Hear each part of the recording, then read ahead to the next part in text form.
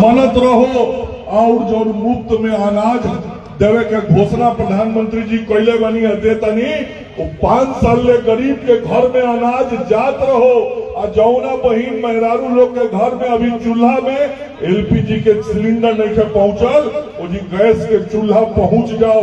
ए तरीका से विकास करे खातिर अपन वोट एक वोट तीर छाप पर हमनी सब केहू के देवे के बा 25 मई के और 25 मई के वोट देके आलोक बाबू के जितावे के काम हमनी के करे के बा।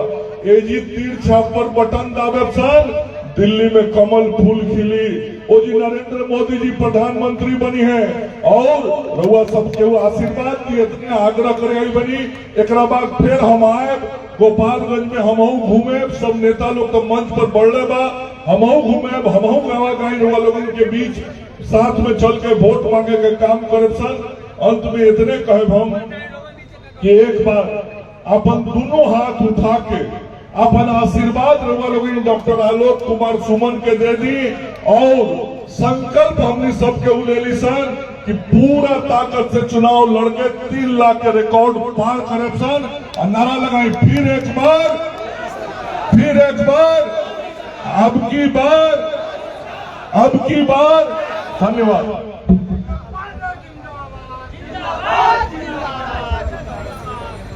अब इस कार्यक्रम की गड़ी को आगे बढ़ाते हुए जिनके इंतजार में हम सभी कार्यकर्ता इंतजार कर रहे हैं, बिहार के जन जन के नेता, भारतीय जनता पार्टी के बिहार के प्रदेश के अध्यक्ष और बिहार सरकार में उप मुख्यमंत्री आदरणीय सम्राट चौधरी जी को आवाज देना चाहता हूं। वो आए और गोपालगंज सम्राट चौधरी जिंदाबाद, सम्राट चौधरी जिंदाबाद,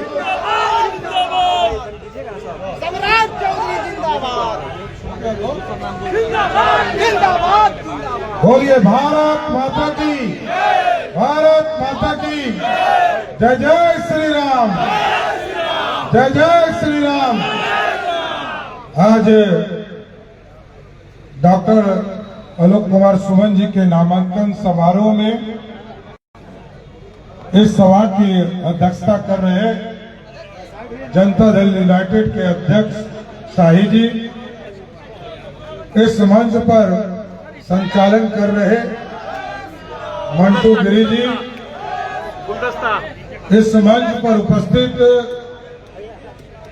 बिहार सरकार के मंत्री आदरणीय मंगल पांडे जी,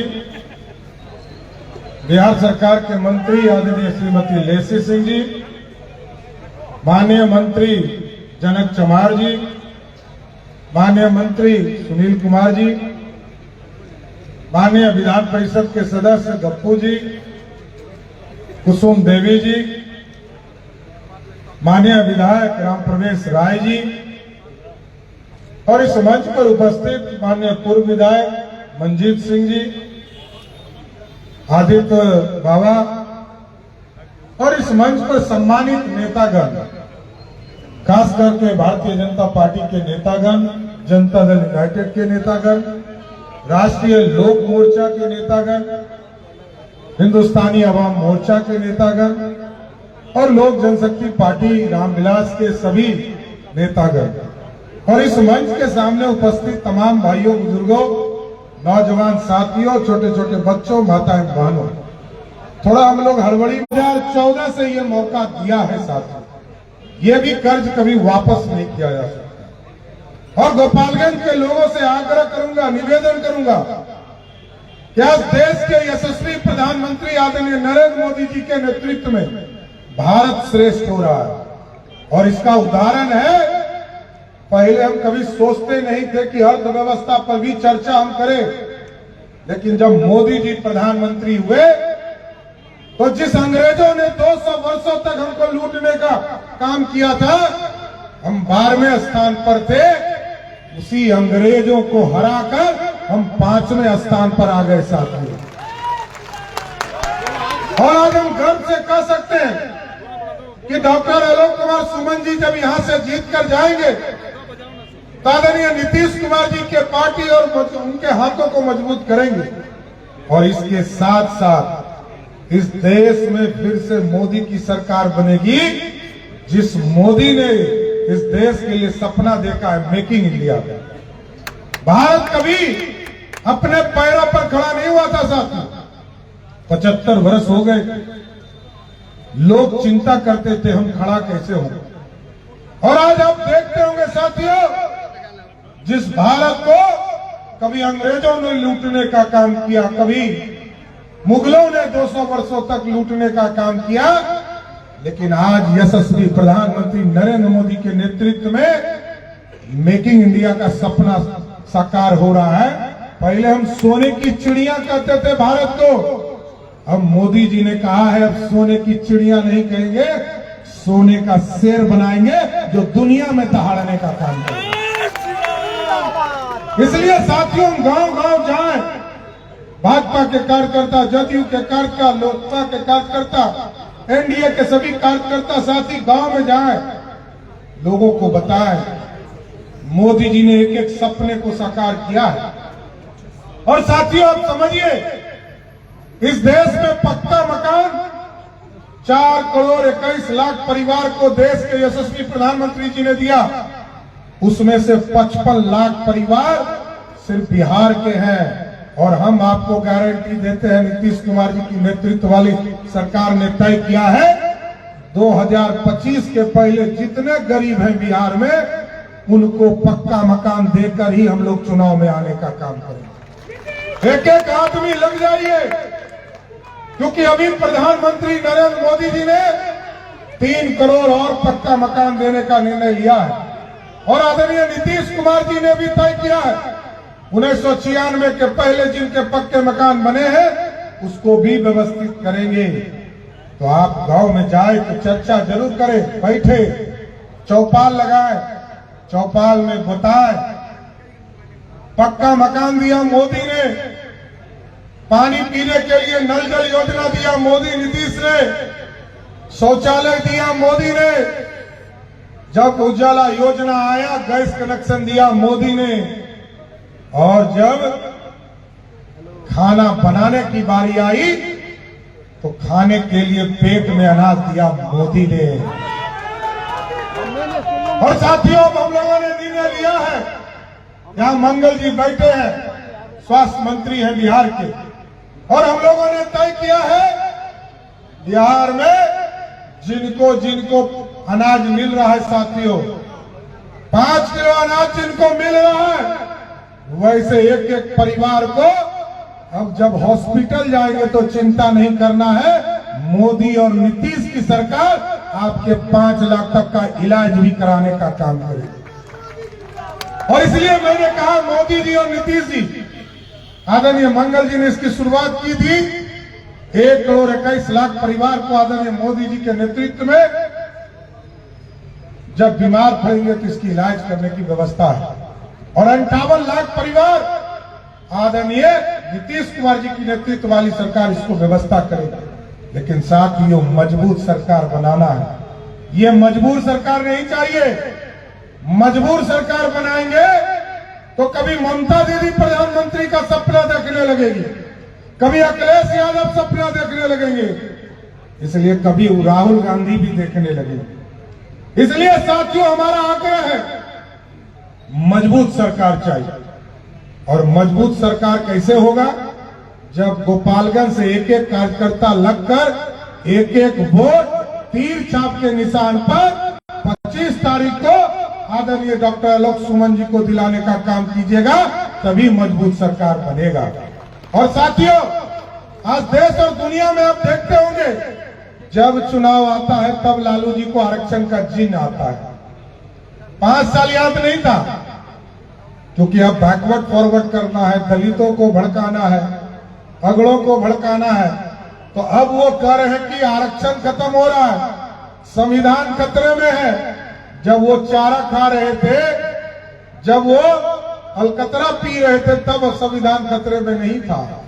15 साल तक लालू जी बिहार के मुख्यमंत्री रहे साथी, एक व्यक्ति को आरक्षण नहीं मिला। आप ही के जिले के हैं, न दलितों को आरक्षण मिला, न पिछड़ों को आरक्षण मिला। लेकिन आदरणीय नीतीश कुमार जी और सुशील मोदी के नेतृत्व में जैसे ही सरकार 2005 में बनी, तो बिहार के महिलाओं को 50% आरक्षण देने का काम एनडीए की सरकार ने किया था। और आज एकदम बेफिक्र रहिए, हम लोग तो सभी लोग आरक्षण दे सकते हैं, लेकिन लालू जी का आरक्षण फिक्स है। लालू जी पहले आरक्षण किसको दिए? अपनी पत्नी श्रीमती राबड़ी देवी को मुख्यमंत्री बनाया, फिर कहा कि मेरा बेटा क्रिकेट नहीं खेल पाया, कि पानी ढोते रह गया, क्रिकेट नहीं खेल पाया, अब इसको मुख्यमंत्री बनाओ, उप मुख्यमंत्री बना दिया। फिर कहा मेरा दूसरा बेटा है जो इसी सारण की बेटी को घर से निकाल दिया, अत्याचार करके पीटने का काम किया, अब उसको मंत्री बनाओ, उसको मंत्री बना दिया। फिर जब उनकी बेटी लोकसभा का चुनाव हार गई साथियों, तो लालू जी ने कहा इसको राज्यसभा में एमपी बना के दो। और आजकल एक टूरिस्ट बेटी आई। जब बिहार में जंगल राज हो गया था साथियों, तो लालू जी के पूरे बिहार के लोग तो पलायन किए ही, लालू जी का परिवार भी बिहार पलायन कर गया था। आज मोदी और नीतीश ने सुशासन स्थापित किया है, अब उनके बाल बच्चे भी बिहार में चुनाव लड़ने आ रहे हैं। यही है सुशासन। लेकिन मजबूत सरकार खोजना है सब, और मजबूत सरकार का उदाहरण आप समझिए। जब 2000 कोरोना के बाद जब इस देश में देखा आपने कि यूक्रेन और रसिया का युद्ध हो रहा था, और जब युद्ध हो रहा था तो लोग कह रहे थे बिहार के बच्चे, देश के बच्चे फंस गए वहां। लोग चिल्ला रहे थे कि हमारे बच्चे लौट कर कैसे आएंगे। मोदी जी ने फोन किया पुतिन जी को, राष्ट्रपति को, युद्ध रोको। 48 घंटे का युद्ध रुक गया, और मोदी जी ने कहा भारत के बच्चे को सेफ पैसेज देना होगा। पुतिन ने कहा कि बच्चे तो दे दूंगा, सेफ पैसेज दे दूंगा, निकलने का रास्ता दूंगा, लेकिन बच्चे को पहचानूंगा कैसे? मोदी जी ने कहा जिस बच्चे के हाथ में तिरंगा होगा, समझिएगा वही भारत का बच्चा होगा। यह है भारत साथियों। आज मोदी जी ने मजबूत भारत बनाने का काम किया है, आज श्रेष्ठ भारत बनाने का काम किया है। और जो लोग ये उल्टा पुल्टा प्रचार कर रहे हैं, बैकवर्ड, फॉरवर्ड, दलित, अति पिछड़ा, कुछ नहीं। सिर्फ मोदी जी, नीतीश जी को देखिए, एनडीए के लोगों को देखिए। एक एक व्यक्ति यहाँ बैठे हैं, सब लोग चाहते हैं कि आलोक कुमार सुमन जी यहाँ से चुनाव जीते और फिर से नरेंद्र मोदी की सरकार स्थापित हो। तो आप लोग फिर से जिताइएगा ना? तो हाथ उठा के बोलिए। आप लोग की पूरी शुभकामना है ना डॉक्टर आलोक सुमन जी के साथ? पक्का जिताइएगा ना? तो बोलिए बहुत बहुत धन्यवाद। स्वागत।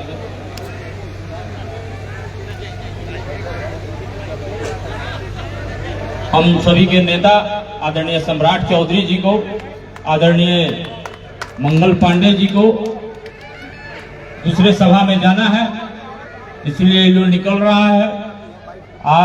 आप लोगों का, हमारे जो नेता हैं, आप लोगों का बहुत बहुत धन्यवाद।